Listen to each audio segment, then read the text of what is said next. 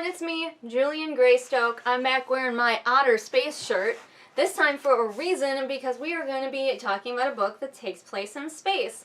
That book is Brightly Burning, and it is by Alexa Dunne. I love watching her channel. She has super great advice for people who are looking to traditionally publish, which I am. Anyway, go check out Alexa's channel. Now we're going to talk about her book, her first book, Brightly Burning, which is an adaptation of Jayne Eyre, but in space. I am still going to use Candy here to look up the synopsis to make sure I get everything. 17-year-old Stella Ainsley wants just one thing: to go somewhere, anywhere else. Her home is a floundering spaceship that offers few prospects, having been orbiting an ice-encrusted Earth for 200 years. When a private ship hires her as governess, Stella jumps at the chance. The captain of the Rochester, 19-year-old Hugo Fairfax, is notorious throughout the fleet for being a moody recluse and a drunk. But with Stella, he's kind. But the Rochester harbors a secret. Stella is uncertain if someone is trying to kill Hugo, and the more she discovers, the more questions she has about his role in the conspiracy threatening the fleet. Alright. I am pretty familiar with the story of Jayne Eyre. While I've never actually read the book, I have seen most adaptations that exist and read a few as well. So I'm pretty familiar with the story, with the tropes, all of that. So let's talk about Jayne Eyre in space! The first thing you'll notice about this book is the world building is light. This is light sci-fi, the lightest. Like, would you like a little sci-fi with your romance book? Here you go, you can have a little bit to taste. But like, if you are looking for hard sci-fi, do not come to this book.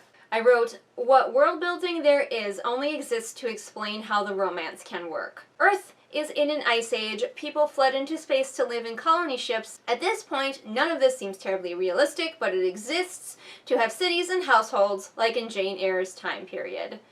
And then I have prepare to suspend your disbelief. You really just gotta be here for the characters and the romance. If you want anything else from this book, you are going to leave disappointed. Everything is just kind of like, just believe it. Just believe that this works. Believe that the society works. Again, I'm just gonna read what I wrote. I usually try to paraphrase, but I think I summed it up pretty well here. The characters are alright. The romantic interest, Hugo, was my least favorite, to be honest. His age was reduced to 19, but it didn't suit him, and I feel he should have been older. I understand wanting him younger so this book would fit into the YA category, but I feel like this change from the original story worked the least well.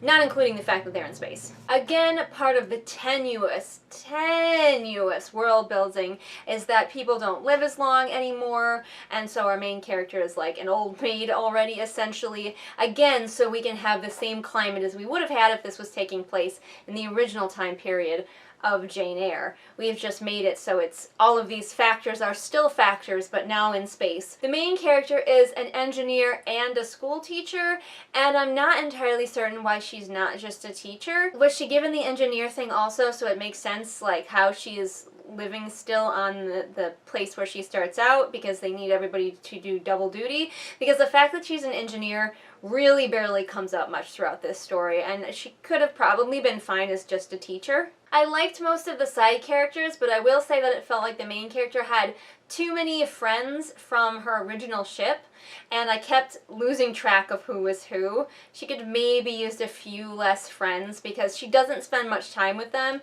They're there at the beginning, and they're kind of there at the end, but that's it, and there's a lot of space in between there to forget who they were. There were also several characters for us to get to know on the Rochester, but I never had any trouble with them, and I found them all fairly interesting. Again, I'm going to read my notes. Several smaller plot points are begun and ended very quickly, just to move the story. Like, they have to unshackle an AI at one point, and everyone crapped their pants for a minute before it was over just as suddenly. I remember that, and I laughed about that, because everyone's like, we have to unshackle this AI, but what if it turns evil? Like, what if it goes bad? Everyone's just like nail-biting, like, oh no! And then they do it, and everything's just fine. And it's like, well, that killed all of that tension that was there for like 10 minutes and everything's fine. Why do we even have this subplot with the AI? Maybe it's going to come up in a later book in this series. I know there are going to be other books or at least one more book that's going to be like a companion. So maybe unshackling the AI here will matter in that one, but otherwise it just went by like a fart in the wind. Future Julian here. I have, since the recording of this review, read the companion book, and no, the unshackling of the AI didn't really seem to come up at all. Give me the ship. What? You're crazy! You start singing Daisy Bell and I'm done. The ending, once we get to like the climax of the story, it dragged, and I wish that it was better paced. It just wasn't as engaging to me. Like before that I was pretty engaged with this book, but then the ending just kept going. And also the very end was way too saccharine for me. It was like, I'm fine with a story like this having a happy ending, but does everything need to be tied up happily in a neat bow? Every single thing? And I'm just not a big fan of that. And finally, this is a spoiler, so I'm going to put River Song somewhere on my screen until I'm done. It's really short, so I just come right back as soon as she is gone. Again, I'm just gonna read. I don't like that Earth is in such good shape, that there are already people there. Too cliche for me. It feels like a reveal just to have a reveal. So the main character and her friends do end up going down to Earth. You know, Earth that's supposed to be lost in an ice age, Earth that's in terrible shape, only to find out that yes, it is habitable, and yes, there are already people living down here. Wow, everything is awesome.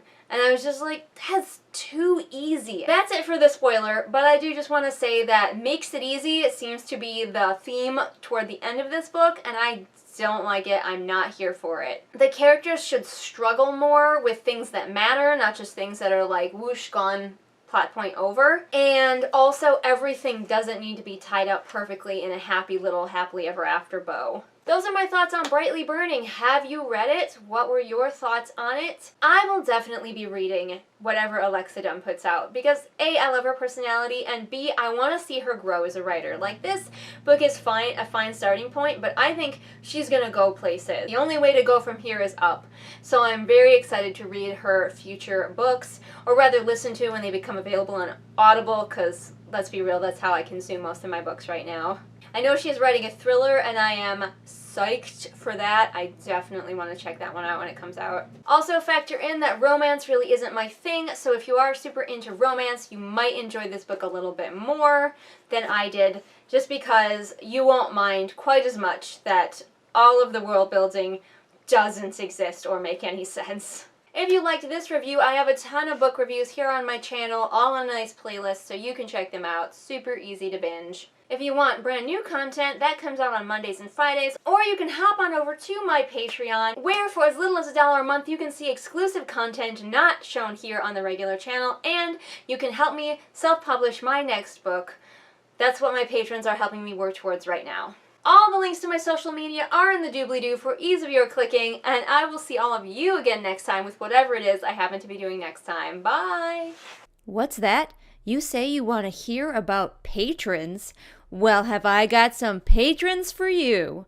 They are Adrienne, Lennox, Amanda, Irene, Jenny, Jesper, Lisa, Ryakio, Sabby Panda, Savvy, Scribbling Cat, and Zaire. Isn't that the best bunch of patrons you have ever heard of in your whole life? This is Major Tom to ground control. I'm stepping through the door, and I'm floating in the most peculiar way, and the stars look very different today.